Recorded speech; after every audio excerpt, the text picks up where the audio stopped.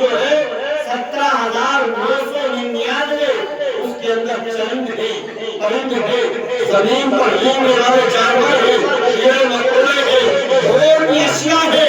लेकिन रब्बे कायनात का एहसान अजीम देखे, उस परवरदिगार का एहसान देखे, उस मालिक के हकीकी ने इसी दुनिया के अंदर 18,000 मखलूकात के अंदर हम और आपको पसंद फरमा करके बल्कि जिन्नात नहीं बनाया, जानवर नहीं बनाया, कीड़ा मकोड़ा नहीं बनाया, बल्कि रब ने हमें पसंद फरमाया।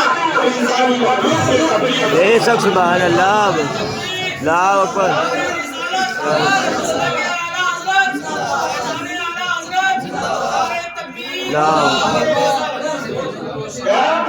इंसानी मखलूक के लिए फरमाया भाई का एहसान है परवरदिगार का, और इंसान बनाया तो कुरान के अंदर भी मुखातब फरमा दिया। रब फरमाता है जाने वाले के अंदर या अय्युहल्लज़ीना आमनू बिल्लाह व कूनू मअस-सादिकीन।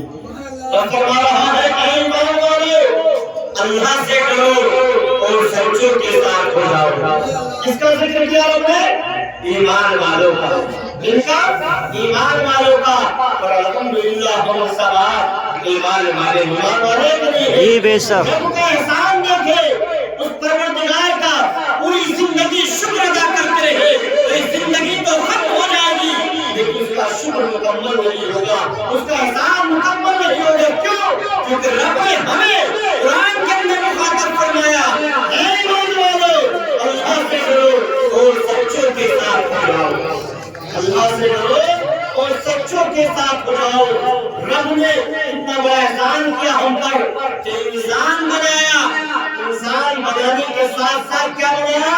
मुसलमान बनाया। दुनिया के अंदर 206 या 800 ममालिक है, मुल्क है दुनिया के अंदर, 44 या 45 मजहब है, लेकिन उसका एहसान देखिए उस रब्बे कायनात ने किसी और मजहब में नहीं पैदा फरमाया, बल्कि दीन इस्लाम, इसी इस्लाम के अंदर पैदा फरमा करके हमें मुसलमान बनाया। वाह वाह बेशक मुसलमान बनाया। याद रहे दुनिया के अंदर इंसान कुछ लोग मुसलमान तो है लेकिन अकीदे से फिर गए। दुनिया के अंदर अकीदा बदल गया है, नाम के तो मुसलमान है लेकिन काम के मुसलमान नहीं है। उस परवरदिगार का एहसान देखे, उस मालिक के हकीकी का कि सबसे पहले उसने इंसान बनाया, इंसान के साथ साथ मुसलमान बनाया और यहाँ तक ही नहीं छोड़ा बल्कि हमें ईमान माना है। वाह वाह बेशक बेशक बल्कि ईमान वाला रब ने इसका एहसान देखे, कितना बड़ा एहसान है। माशाअल्लाह माशाअल्लाह बहुत मोहब्बत रखते हैं इस्लाम में, सभी लोगों से मोहब्बत रखते हैं इंशाअल्लाह। बहुत अच्छी बात है। इसी तरह अल्लाह ताला की मोहब्बत को सलामत रखती है। तो रब ने इंसान बनाया, इंसान बनाने के साथ साथ मुसलमान बनाया और मुसलमान बनाने के साथ साथ ईमान वाला बनाया, ईमान वाला बनाया और यहाँ तक ही नहीं छोड़ा, उसके परवरदिगार का एहसान देखे ईमान वाला बना करके नबी खुदैर सल्लल्लाहु अलैहि वसल्लम की उम्मत में पैदा हुआ। नबी रहमत की उम्मत में पैदा फरमाया। वही नबी जो रब ने इस दुनिया के अंदर सूरज को रोशनी दी तो नबी के सदके में दी, चांद को चमक दी तो नबी के सदके में दी, इस दुनिया को उजाला दिया तो नबी के सदके में दिया, इस दुनिया के अंदर रात को पैदा किया तो नबी के सदके में पैदा किया, इसी दुनिया के अंदर सारी मखलूकात को पैदा किया तो रब ने नबी के सदके में पैदा किया। और यहाँ तक ही नहीं, रब कायनात का एहसान देखे, अगर वो खिलाता है तो नबी के सदके में खिलाता है, अगर वो पिलाता है तो नबी के सदके में पिलाता है। उसका एहसान देखे कि रब कायनात हमें जिला रहा है तो नबी के सदके में। वाह वाह बेशक अल्लाहु अकबर या रसूल अल्लाह जिंदाबाद जिंदाबाद अल्लाहु अकबर या रसूल अल्लाह। بڑے نام ہے اسی طرح سے دیکھو اسٹاف اگر ساتھ دینا تو لوگ تو خود کو ساتھ دیں گے. یہ ہمارا کمال نہیں ہے. شاید لگتا کہ محبوب کی محفل کو محبوب کی محفل کو محبوب سجاتے ہیں. 15 منٹ کے لیے ڈالوں گا یوٹیوب پہ. سرکار آتے ہیں نہیں کو سرکار بلاتے کہ گھر میں آنے کے بعد بھی محفل کے اندر نہیں رہتے. کیوں؟ اس لیے کہ رب کیا فرماتا ہے کہ محبوب کی محفل کو محبوب سجاتے ہیں اور آتے ہیں وہی جن کو سرکار بلاتے ہیں.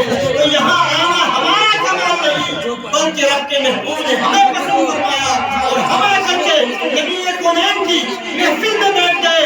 اور یہ وعدہ ہے حدیث پاک کا مفہوم ہے کہ جس محفل کے اندر جو انسان آ کر کے بیٹھ جاتا ہے رب کا ذکر ہوتا ہے اور رب کائنات اس ذکر کو جب تک قبول نہیں کرتا جب تک کمال کی بخشش نہیں بے شک سبحان اللہ. جب تک کمال کی بخشش نہیں فرما دیتا. تو بتاؤ ہم کو بخشش چاہیے کہ نہیں چاہیے؟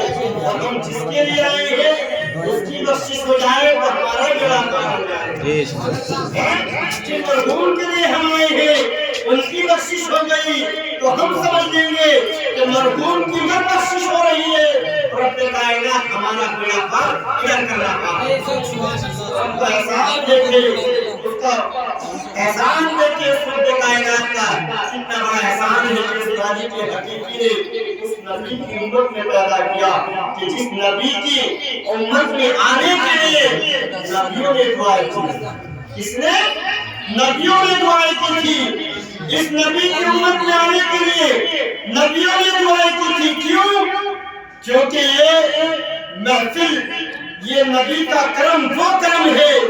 تبھی تو نبی کونین نے جب دنیا کے اندر ظاہری اعتبار سے اس دنیا کے اندر آ کر کے دکھایا تو سب سے پہلے سر کو سجدے میں رکھ کر کے رب کی بارگاہ میں التجا کی مولا رب حبلی امتی. جی کیا رب حبلی امتی اے پروردگار میری امت کو میرے حوالے کرے.